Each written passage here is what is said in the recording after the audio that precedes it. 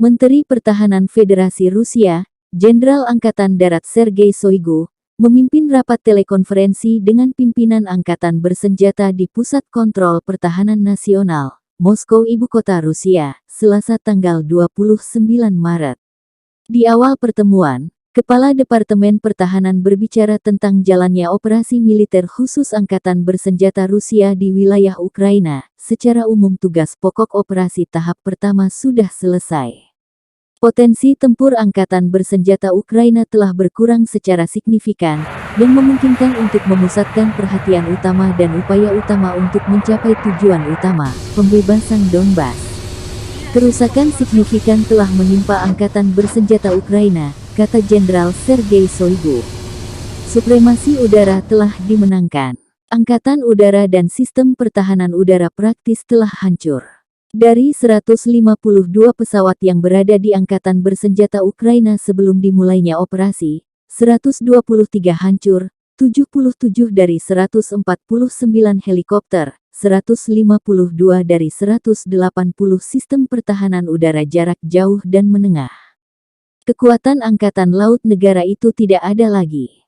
Semua formasi pasukan serangan darat dan udara menderita kerugian yang signifikan, kata Jenderal Sergei dikutip Tribun Timur dari media resmi Kemenhan Rusia Rabu hari ini. Основные усилия на достижение главной цели – освобождения Донбасса. Вооруженным силам Украины нанесен существенный урон, завоевано господство в воздухе, практически уничтожены военно-воздушные силы и система противовоздушной обороны. Из 152 самолетов, находившихся в боевом составе Вооруженных сил Украины, до начала операции уничтожено 123. Из 149 вертолетов 77. Из 180 комплексов ЗРК большой и средней дальности 152. Перестали существовать военно-морские силы страны. Значительные потери понесли все соединения сухопутных и десантно-штурмовых войск. Отслеживаем заявления лидеров отдельных стран НАТО о намерении поставить самолеты и системы ПВО на Украину. В случае их реализации адекватно отреагируем. Считаем безответственной позицию Запада, поставляющей летальное оружие Украине. Его бесконтрольная раздача населению и наемникам только усугубляет ситуацию и в дальнейшем может создать угрозу для самих европейцев.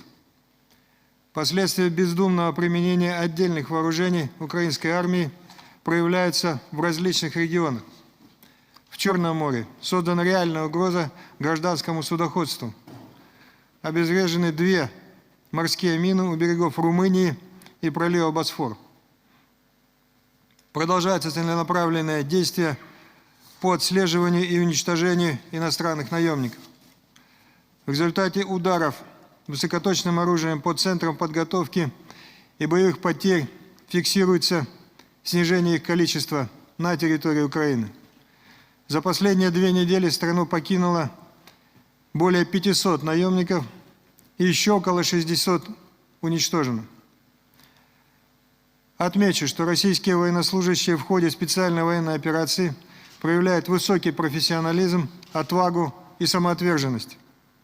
Указом президента наименование «Гвардейская» присвоено 126-й отдельной бригаде береговой обороны Южного военного округа и 155-й отдельной бригаде морской пехоты Тихоокеанского флота. Активно оказываем гуманитарную помощь населению ЛНР и ДНР и, безусловно, Украины. Уже проведено 684 гуманитарных акций. В 210 населенных пунктов доставлено 6079 тонн